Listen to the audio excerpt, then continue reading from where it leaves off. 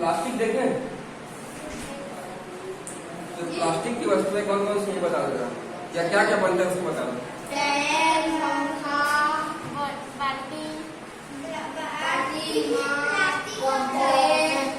कई सारी चीजें बनती हैं, और इसमें मैं बता चुका था कि प्लास्टिक दो प्रकार से होता है, मतलब दो प्रकार से होता है। एक तो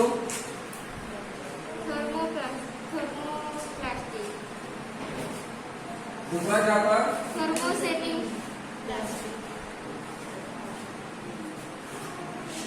थर्मोसेटिंग।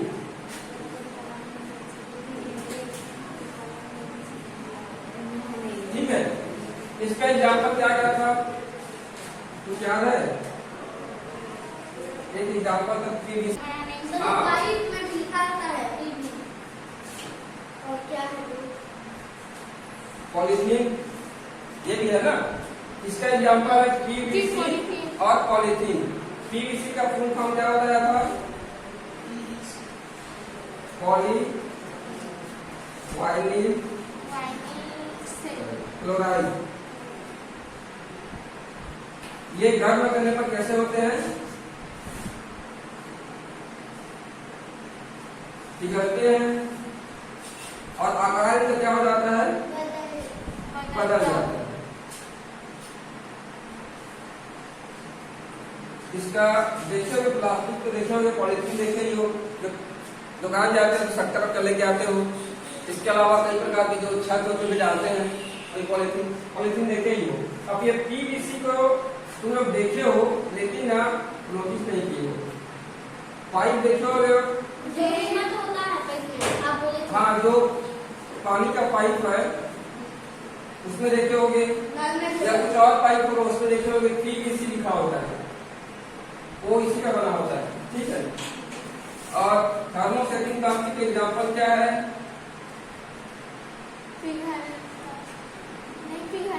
मेलामाइन,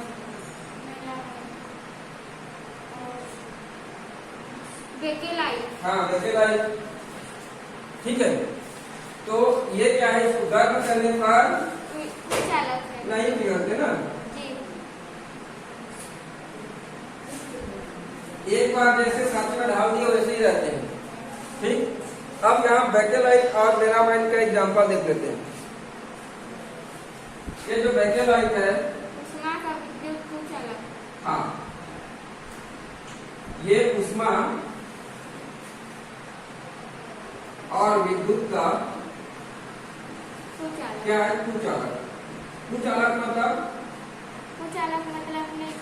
हाँ, जिसमें उष्मा, हाँ, और बिजली बोल दो या विद्युत बोल दो या करंट जो आपको लगता है वो नहीं जा सकता। ठीक है, तो चूंकि ये विद्युत और उष्मा का कुचालक है, इसीलिए इसका उपयोग स्विच बनाने में, बर्तनों के हत्थे को बनाने में और कई प्रकार के बिजली के सामान या वायर बनाने में, वायर का कवर ना, वायर में इसका उपयोग किया जाता है। अगला है बेकेलाइट। तो ये बहुत ही उपयोगी पदार्थ है और ये अग्नि का क्या है? प्रतिरोधक है, मतलब इसमें आग जल्दी नहीं लगता या आग नहीं लगता। ठीक है, इसमें ऊष्मा को सहने की क्षमता बहुत ज्यादा होती है, मतलब आग प्रतिरोधक है। इसीलिए इसका उपयोग किसमें किया जाता है? आग प्रतिरोधक कपड़े। हाँ, अग्नि सह वस्त्र, मतलब अग्नि प्रतिरोधक कपड़े।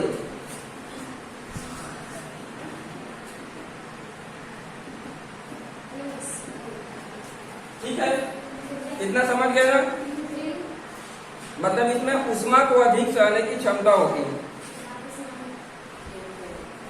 रसोई के बर्तन और टाइल्स बनाने में इसका उपयोग किया जाता है। ठीक है, इसका उपयोग किसमें किया जाता है? मेलामाइन का टाइल्स और रसोई के बर्तन। हाँ, और रसोई के किचन के बर्तन।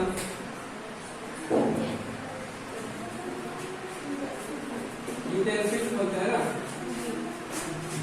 ठीक है, एक है टेफ्लॉन। ये क्या है जानते हो? एक विशिष्ट प्रकार का प्लास्टिक है क्या है ये? प्लास्टिक है। ठीक है, इसमें तेल वेल या चिकनाई वाले पदार्थ नहीं चिपकते, खास करके तेल नहीं चिपकता। ठीक है, इसीलिए इसमें न चिपकने वाले बर्तन बनाने में इसका उपयोग किया जाता है, जिसको बोलते हैं नॉन स्टिक पैन बोलते हैं। नॉन स्टिक मतलब स्टिक में चिपकना होता है, नॉन स्टिक मतलब नहीं चिपकने वाले बर्तन। ठीक है, नॉन स्टिक पैन जैसे तवा हुआ है, जैसे मान लो खाना बनाते हो, तेल लगाए कुछ लगाए, उसके बाद पकने के बाद उसमें चिपक नहीं जाता है, तो अगर इसका कोटेड कर देती है, इसको एक परत चढ़ा देते हैं उसको बर्तन में, तो खाना बनाने के बाद इसमें तेल वेल कुछ भी नहीं चिपकेगा। नॉन स्टिक है, नॉन स्टिक मतलब नहीं चिपकने वाले। ठीक है, इसीलिए इसका उपयोग नॉन स्टिक बर्तन बनाने में किया जाता है। इसका उपयोग टेफ्लॉन का उपयोग,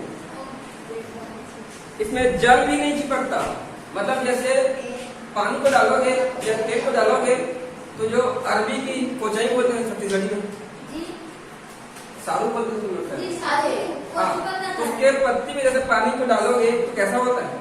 नहीं चिपकता ना। हाँ, वैसे इसमें होगा, तेल डालोगे या फिर पानी डालोगे तो वैसे उसमें घूमेगा, चिपकेगा नहीं। ठीक है, ऐसे ही उगा हुआ है, इसमें पानी डालोगे तो थोड़ी चिपकता, मतलब बाहर गिर जाता है ना। तो वैसे ही ये नॉन स्टिक बर्तन होते हैं, इसमें तेल और पानी नहीं चिपकता, इसीलिए इसका उपयोग नॉन स्टिक बर्तन बनाने में किया जाता है। अब प्लास्टिक के गुण देखते हैं।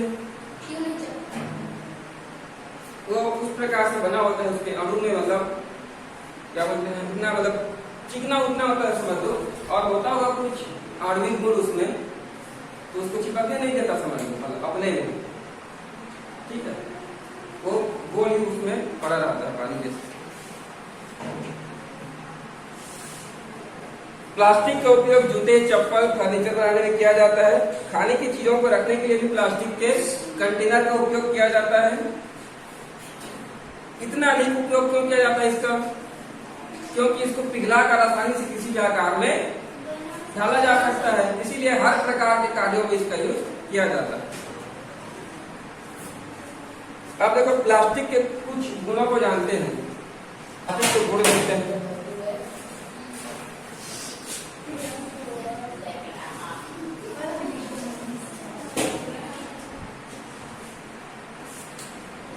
एक तो ये अनअभिक्रियाशील है, इसका मतलब क्या होता है बता रहा हूं।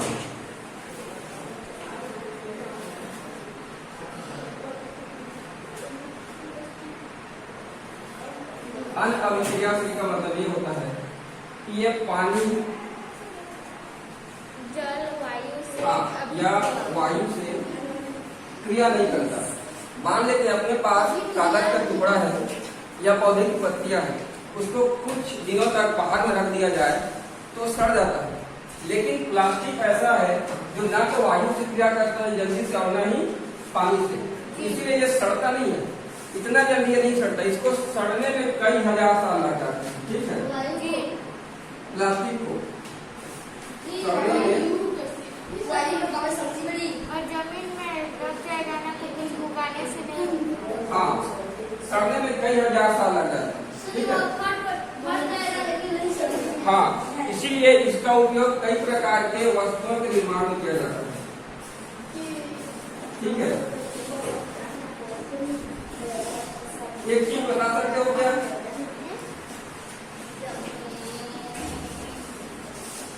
ये जो नहीं सड़ने का गुण है वो अच्छा है कि नुकसानदायक है? ये खराब है, नुकसानदायक है, क्योंकि अभी प्लास्टिक का उत्पादन इतना ज्यादा हो रहा है ना, और क्योंकि सड़ता नहीं है, तो मान लो कोई भी प्लास्टिक यूज किया उसको आप फेंक देते हैं, तो फेंक देते हैं तो यहाँ वहाँ वो गिरा रहता है, ना तो सड़ता है ना ही जलता है।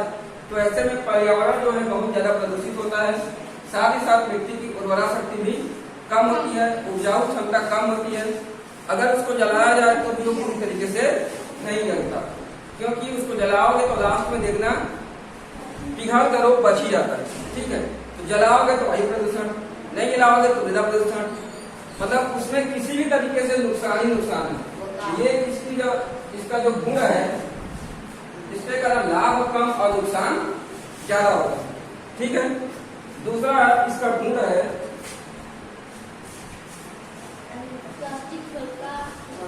हाँ, हल्का और मजबूत होता है, हल्का और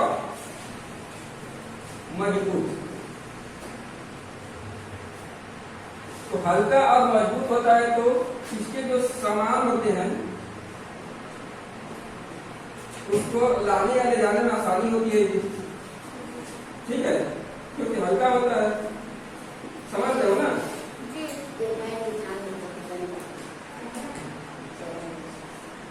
मजबूत होता है तो इससे बने वस्तु कैसे होती है? टिकाऊ होती है। समझ रहे हो ना? क्योंकि जल्दी टूटेगा नहीं तो ये टिकाऊ रहेगा ना, वस्तुएं टिकाऊ। समझ गए? अगला इसका गुण क्या है? कुचालक है। इसका कुचालक विद्युत का, विद्युत का क्या है? ये कुचालक।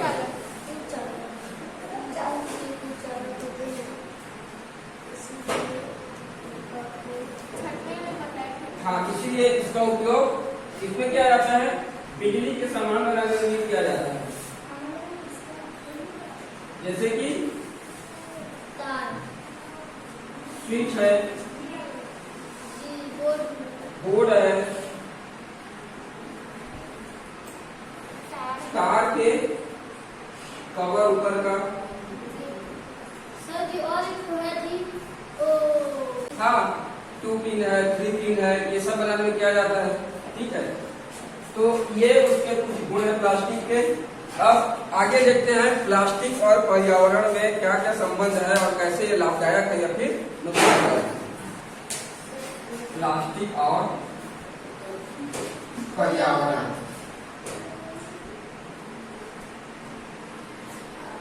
ये प्लास्टिक का संबंध क्या है? ये तो क्लियर है। पर्यावरण किसको बोलते हैं जानते हैं? पर्यावरण जो है दो शब्दों से मिलकर बना है। सबसे पहले एक तो है परि, दूसरा है आवरण। परि मतलब होता है चारों तरफ का, चारों ओर या चारों तरफ। आवरण मतलब होता है घेरा। तो किसके चारों तरफ का घेरा? हमारे चारों तरफ का। हमारे मतलब हमारे आसपास क्या है? हमारे आसपास है हवा, पानी, मिट्टी।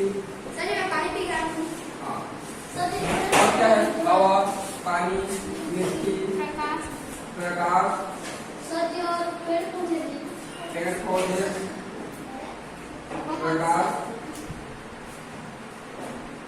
जीव जंतु। इसके अलावा तापमान, तापमान का टेम्परेचर ना। इसके अलावा नमी, नमी मतलब हवा में जो नमी रहती है, हवा में नमी रहती है, पता है ना? एक दिन उसको ही बता देंगे, ठीक है, कैसे नमी रहती है, कैसे प्रूफ करोगे। तो ये सब चीजें जो हमारे आसपास पाई जाती है, इसी सब को मिलाकर करते हैं पर्यावरण। इतना क्लियर है? अब इसमें प्लास्टिक और पर्यावरण हम ये देखेंगे कि प्लास्टिक का पर्यावरण पर क्या क्या प्रभाव पड़ता है, ठीक। तो जैसे हम लोग ये तो पढ़ ही चुके हैं कि प्लास्टिक जो है कैसा है? अनअभिक्रियाशील। अनअभिक्रियाशील मतलब ना तो वायु से क्रिया करेगा ना ही हवा से, मतलब ये सड़ेगा नहीं। हाँ, ये दिख रहा है, सड़ेगा नहीं। नहीं सड़ेगा। अब नहीं सड़ेगा तो इसको बोलते हैं अनिर्णीकरण।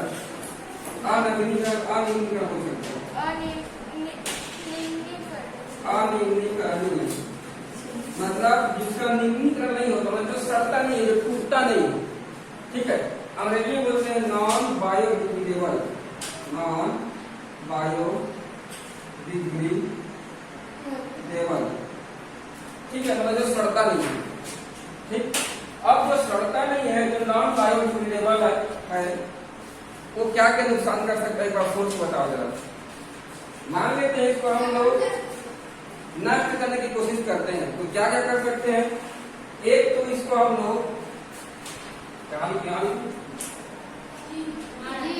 एक तो इसको मिट्टी में गाड़ सकते हैं, 1 दिन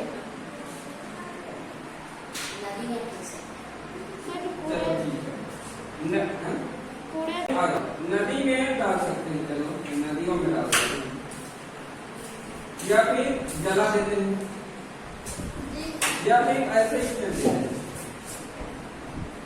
क्या ये सही सॉल्यूशन है? ये सही उपाय है?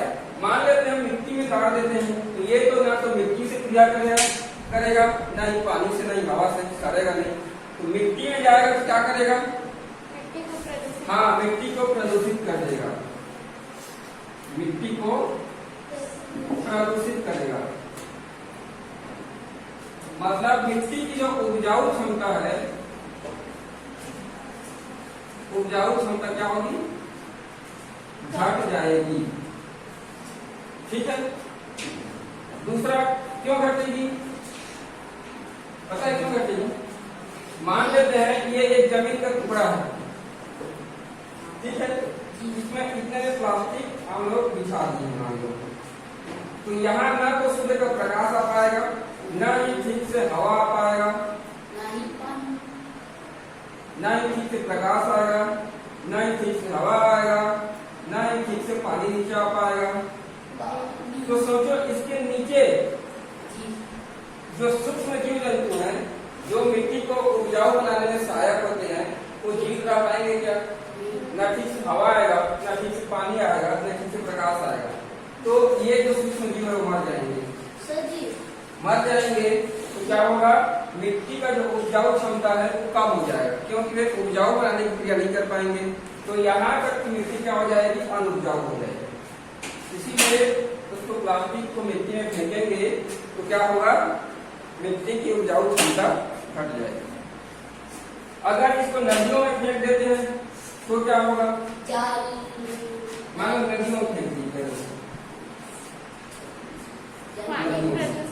हाँ, इसको पानी क्या हो जाएगा? प्रदूषित हो जाएगा, गंदा हो जाएगा। मान लो समुद्र में फेंक दिए, बड़ी मछलियां खा गई विषाक्त वार, तो उसके पेट में भी जाके वो जाम हो जाएगा, सड़ेगा नहीं, जिससे उसकी मृत्यु भी हो सकती है ना। तो ये पानी को क्या करेगा? प्रदूषित करेगा। अगर इसको जला देते हैं, मान लो जला देते हैं तो क्या हो जाएगा? वायु प्रदूषण होगा और पूरी तरह कैसे जलेगा नहीं, क्योंकि जल कर क्या हो जाएगा? थोड़ा सा इतना बच ही जाता है लेकिन अब पिघल कर, ठीक है, तो जल जाएगा तो हवा प्रदूषित हो जाएगा, और हवा प्रदूषित होगा तो हम इंसानों के लिए भी, साथ ही साथ धरती पर रहने वाले सभी जीव जंतुओं के लिए वो हानिकारक है, क्योंकि इसके जलने से हानिकारक गैसें बाहर निकलेगी और वो श्वास के अंदर, श्वास के तरफ हमारे या किसी जीव जंतु के फेफड़े में जाएंगी, तो वो क्या करेगा? क्या करेंगे? नुकसान ही करेंगे, तो हानिकारक गैसें हैं। ठीक है।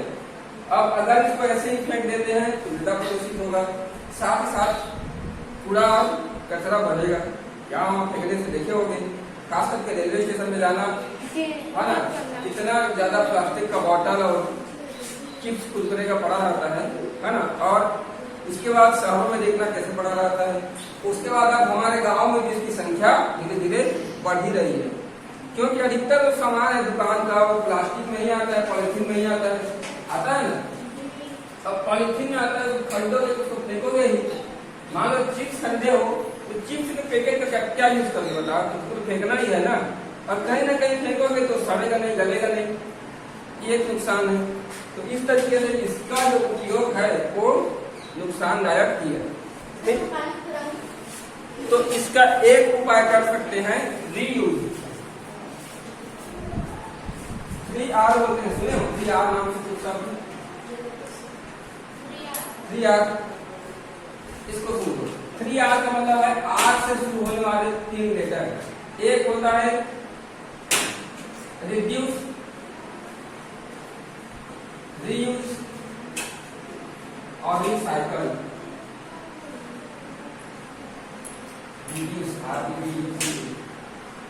स्पेलिंग गलत हो सकता है इसका ना, लेकिन समझ लो, रिड्यूस, रीयूज और रिसाइकल। ठीक। रिड्यूस वाला होता है घटाना, मतलब इसका उपयोग घटा दो, इसका प्लास्टिक का। दूसरा रीयूज कर लो, पुनः उपयोग। पुनः उपयोग कैसे करना है भाई? मान लो इस एक डिब्बा चॉकलेट लिए, चॉकलेट खत्म हो गया तो उस डिब्बे का उपयोग घर का कुछ सामान रखने में कर सकते हो। चाय पत्ती है, तेल है, आटा है, शक्कर है, कुछ भी रखने के लिए कर सकते हो। ये है पुनः उपयोग। तीसरा है रिसाइकल। मान लो कोई बना हुआ सामान टूट गया तो उसको किसको दे दोगे? हाँ, जो टीना प्लास्टिक लोहा लेते हैं उनको दे दोगे, वो कहाँ तक आ जाएगा, वो उसको फैक्ट्री तक पहुंचा देंगे और वहां इसको गला कर नया सामान बना दिया जाएगा। गला कर नया सामान, जिसको बताया था पुनर्चक्रण करके। तो ये इसके उपयोग को या इसके नुकसान को कम करने के 3 उपाय हैं। या तो रिड्यूस कर दो, समझ गए, या उसका रीयूज कर लो, या फिर उसको रिसाइकल करो, फेंको मत। ठीक है। अक्सर देखे होंगे शहरों में कचरे डालने के लिए 2 प्रकार के डिब्बे रखे होते हैं। हाँ, एक नीला और दूसरा हरा। ठीक है, एक नीला होता है और दूसरा हरा होता है। हरे डिब्बे में ऐसे कचरों को डाला जाता है जो सड़ जाते हैं, जैसे सब्जियों के टुकड़े हैं या फिर कागज है ना, या पेड़ पौधे की पत्तियां हैं, छाल है, डंठल है, ये सब हरे में डाला जाता है, ठीक, जो सड़ जाए। और दूसरा होता है नीला, इसमें ऐसे कचरों को डाला जाता है जो सड़ता नहीं, जैसे कि प्लास्टिक, कांच के टुकड़े, जिसको पुनः उपयोग किया जा सके, मतलब जिसका रिसाइकल किया जा सके, उसको नीले डिब्बे में डाला जाता है। तो कहीं भी जाओगे कचरा फेंकोगे तो ध्यान रखना, हरे डिब्बे में ऐसे कचरों को डालना जो सड़ जाएंगे आसानी से, नीले डिब्बे में ऐसे कचरों को डालना जो नहीं सड़ेंगे और जिसको रिसाइकल करना जरूरी है। समझिए।